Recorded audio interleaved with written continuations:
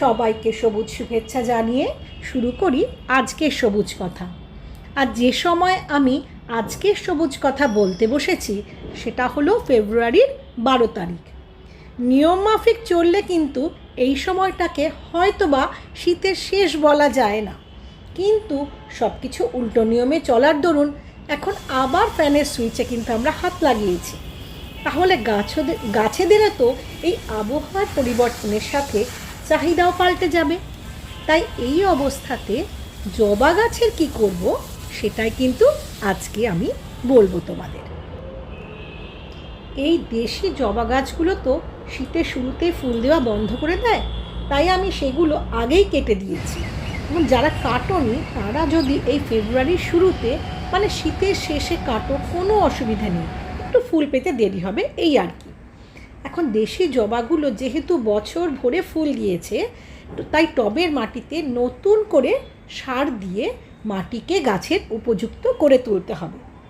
এই সময় দেশি জবার জন্য টবের মাটিও পাল্টাতে পারো, আর যদি না পাল্টাও টবের ওপরের ইঞ্চি 6 মাটি তুলে টব প্রতি ভার্মি কম্পোস্ট 2 মুঠো, নিমখোল 1 মুঠো, হাড় গুঁড়ো শিংকুচি 2 চামচ করে ওপর দিয়ে টবের ওপরে মাটিটা খুঁচিয়ে দিয়ে ওপরে মাটি চাপা দিয়ে দিতে হবে।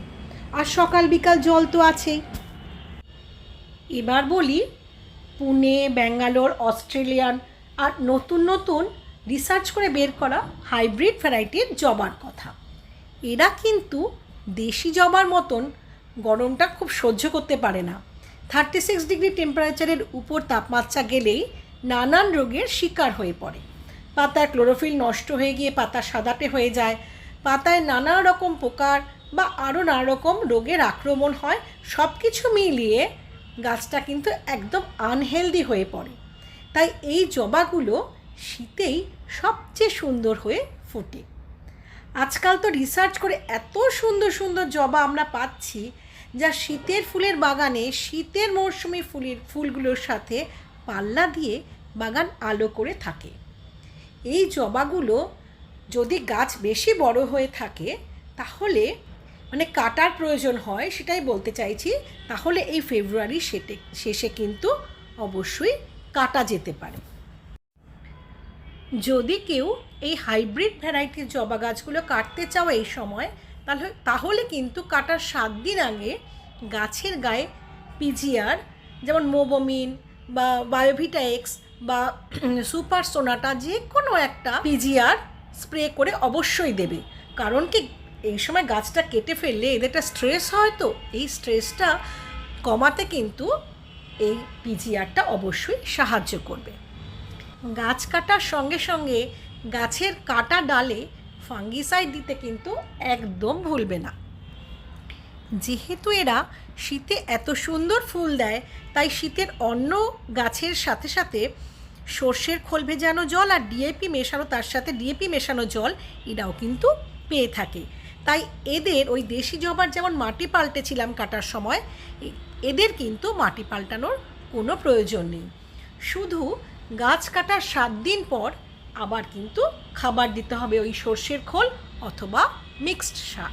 এই খাবার দেবার পর অল্টারনেটভাবে কাকার সুপারসোনাটা প্রতি সপ্তাহে কিন্তু গাছের গায়ে স্প্রে করে দিতে হবে। কারণ যেহেতু এরা পেস্টিসাইডের সাথে পিজিআর হিসেবে তো কাজ করে, তাই গাছ কাটার পর নতুন নতুন ব্রাঞ্চ আনতে কিন্তু এরা অবশ্যই সাহায্য করবে। আর যদি গাছ না কাটা হয় তবে রেগুলার যে যত্ন সেটা অবশ্যই করে যেতে হবে গাছটার নর্মাল বৃদ্ধির জন্য। একটা খুব ইম্পর্ট্যান্ট কথা, কাটা গাছগুলোর ক্ষেত্রে টবের মাটির জলটা একটু খেয়াল রাখতে হবে। যেহেতু এরা এই সময় ট্রেসে থাকে, তো গাছটা কাটার পর তাই টবের মাটিতে কম বা বেশি জল দুটোতেই কিন্তু গাছকে অ্যাফেক্ট করতে পারে। তাই গাছ কাটার পর অনেক গাছ কিন্তু মারাও যায় এই ঠিক মতো জলটা না হলে, হয় কম হয়ে যায় বা বেশি হয়ে যায়। আর গাছের পোকামাকড়ের জন্য সারা বছর যা দিয়ে থাকি, যেভাবে গাছকে পরিচর্যা করে থাকি, সেটা কিন্তু এই সময় নিয়মিতভাবে করে যেতে হবে। এত কিছু কথা বলছি তো জবা গাছকে নিয়ে, 2 দিন আগে বাড়ির কাছেই একটু ইন্টেরিয়ারের দিকে গেছিলাম। এখনও যেখানে ধান ক্ষেত আর পুকুর আছে, সেই পুকুরগুলোর ধারে দেশি জবার যে গাছগুলো দেখলাম, কে তাকে শীতে কেটেছে, কে বা তাকে মাটিতে সময় মতো সার দিচ্ছে, প্রকৃতির আপন খেয়ালে, প্রকৃতির দানে, মানে পুকুরের ধারে যে সার মাটি, তাতেই গরমের শুরুতেই তারা লালে লাল হয়ে আছে। প্রকৃতির কোলে প্রকৃতির জিনিসগুলো কিন্তু আজও আগের মতোই আছে। আমরা তো তার পরিবেশ পাল্টাচ্ছি, তাই এত ঝকমারি।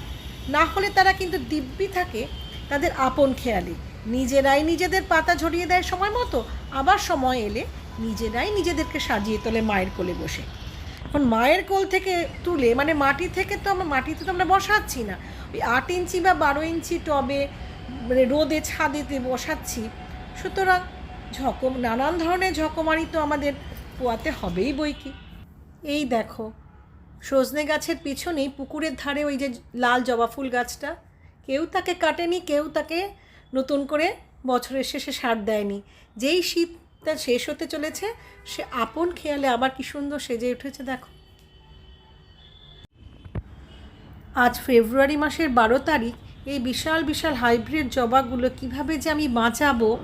আমার তো আসলে ভোর 5টা থেকে বিকেল 5টা অবধি রোদ থাকে, তার জন্য এদের জন্য ভীষণ কষ্ট হয় গাছগুলোর। দেখো এখনই কি সুন্দর ঝকঝকে ছিল পাতাগুলো, জায়গায় জায়গায় পাতাগুলো সাদা সাদা হয়ে গেছে। এই এত নানা ধরনের অভাব মাটিতে, সেগুলো কিন্তু এই রোদেতে আরও বেশি হয়ে যায়। সূর্যের তাপ দেখো যে কীভাবে মাথার ওপর সূর্য। এবং যাদের একটুখানি ছায়ার জায়গা আছে, আমার ছায়া দেওয়ার জায়গা নেই কোনো, আমার পুরো 5টা থেকে সন্ধে 5টা অবধি রোদ পাবে।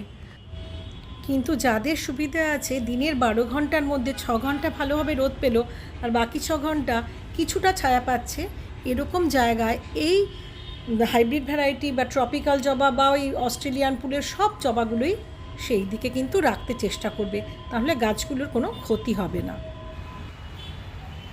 এবার আমার কথাটি আজকের মতো ফুরোলো, লোটে গাছটিও মুড়লো। আজ আসি।